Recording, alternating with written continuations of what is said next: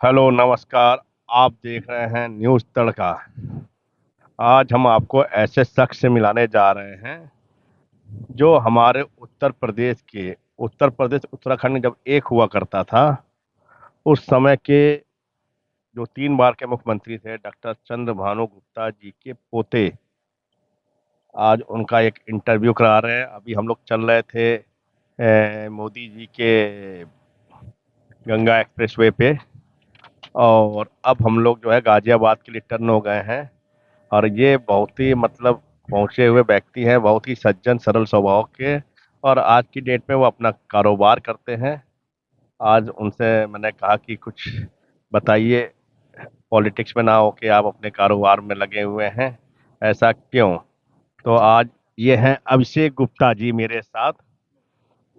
अभिषेक गुप्ता जी, आपके बाबा जी 3 बार के मुख्यमंत्री रहे इतने बड़े प्रदेश के, देश के सबसे बड़े प्रदेश के डॉक्टर चंद्रभानु गुप्ता 3 बार के मुख्यमंत्री और कांग्रेस के पूर्व अध्यक्ष प्रदेश और राष्ट्रीय में भी कई पोस्टों पर रहे हैं। और खासकर लखनऊ में इनके बाबा ने प्रदेश में काम किया ही किया है, और बहुत सारे राज मंत्री कैबिनेट मंत्री होते होते 3 बार के मुख्यमंत्री भी रहे हैं। और लखनऊ में बहुत सारे इनकी संस्थाएं हैं जो और इनके बाबा ने सरकार को दान कर दी है और समाज के लिए दान कर दिए, कुछ भी नहीं रखा है। आज इनके बाबा के बारे में और इनके परिवार के बारे में आज हम बात करते हैं। बताइए अभिषेक जी, अपने बाबा और अपने परिवार के बारे में, और आप पॉलिटिक्स में ना होके अपना कारोबार कर रहे हैं जी। मेरे बाबा मुख्यमंत्री रहे 3 बार उत्तर प्रदेश के। बहुत ही सरल स्वभाव के व्यक्ति थे। वैसे ही हमारा परिवार भी रहा है। हमारे परिवार में भी सभी लोग बहुत सरल स्वभाव में रहे। कभी भी कोई राजनीति में हम लोगों को यहाँ जाने में के लिए जो है रेडी नहीं रहा, क्योंकि पहले राजनीति समाज की सेवा होती थी। अब राजनीति एक व्यापार की तरह हो चुका है।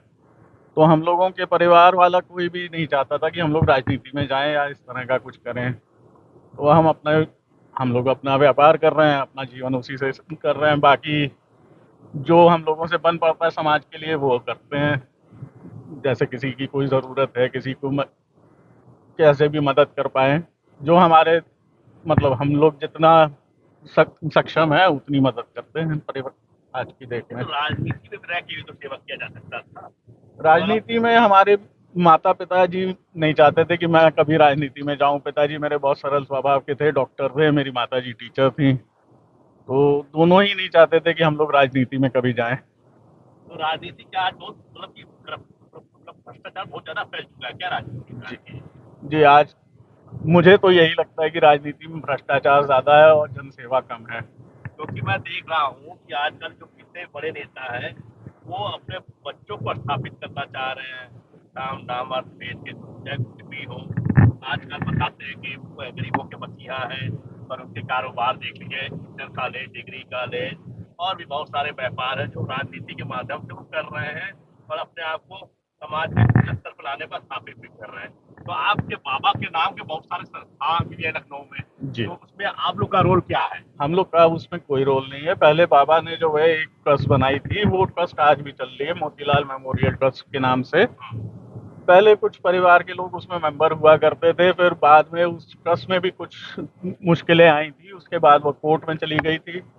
फिर अब कुछ और लोग जो है उसको मैनेज कर रहे हैं। हमारे परिवार से अब कोई उसमें जो है दखल अंदाजी जो नहीं आपके होती है। बाबा ने ट्रस्ट बनाया था उनका कुछ नाम है, क्या क्या संस्था थी जो समाज हाँ, के लिए और शहर के लिए बनाया था?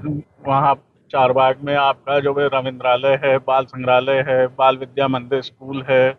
उसी के आगे हरविलास चिकित्सालय है, उसके आगे होम्योपैथिक चिकित्सालय है, और national PG college, national school, ये सब जो है हमारे बाबा ने मतलब बनाया इतनी था। बड़ी बड़ी संस्था लखनऊ में बनाया, स्थापित जी जी। किया, तो ये तो चाहे होते तो अपने परिवार के लिए भी रख सकते थे।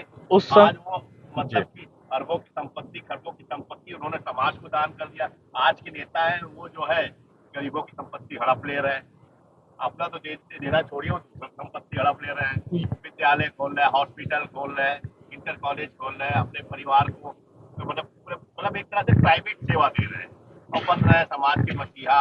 कोई अपने आप को मौलवी बताता है, और आपके बाबा ने इतनी लखनऊ जैसे राजधानी में इतनी संस्था बना के सरकार को समाज को दान दे दिया। आप लोग को इस बात का दुख नहीं है? इस बात में दुख किस बात का? हाँ। हमारे बाबा ने जनसेवा के लिए काम किया, हमेशा उन्होंने जनसेवा करी और सारी चीजें जनसेवा में दे दी, तो क्या अब उसमें है?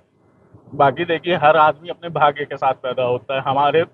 हम जितना सक्षम थे उतना हम कमा रहे हैं, खा रहे हैं, अच्छा एक जीवन चला रहे हैं, और साथ में एक ऐसा नाम हम अपने साथ लेके चलते हैं जिसपे आज तक कोई लांछन नहीं लगा पाया।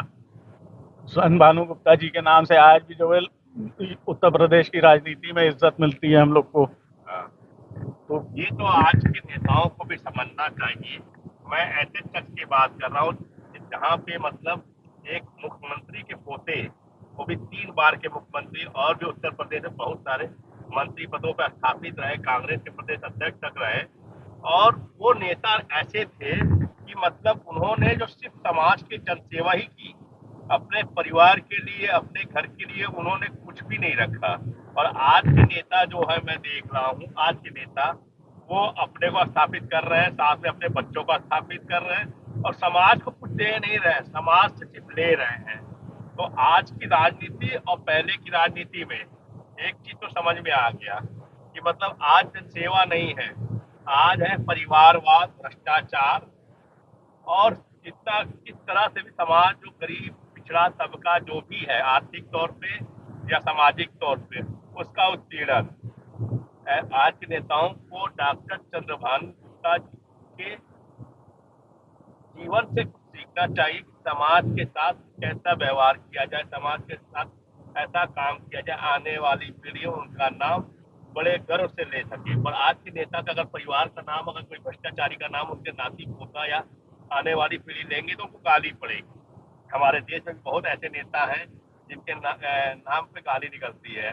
क्यों निकलती है? क्योंकि उन्होंने इतना भ्रष्टाचार किया है कि उस भ्रष्टाचार को वो आने वाले 10 पीढ़ियों तक छुपा नहीं सकते हैं।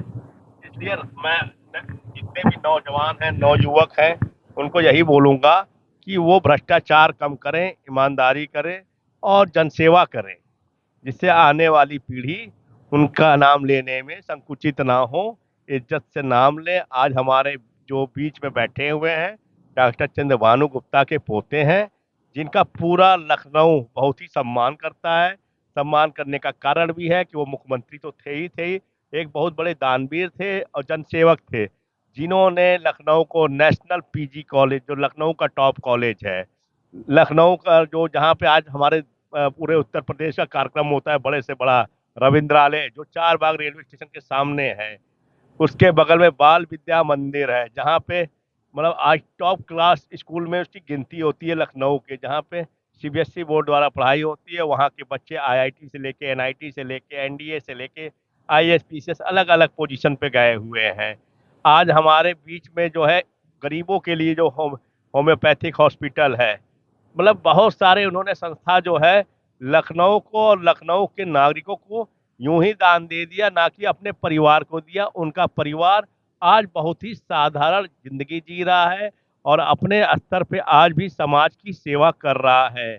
मैं राहुल तिवारी न्यूज़ तड़का की ओर से अब अपनी बातें खत्म करते हुए धन्यवाद बोलता हूँ। आप देखते रहें न्यूज़ तड़का।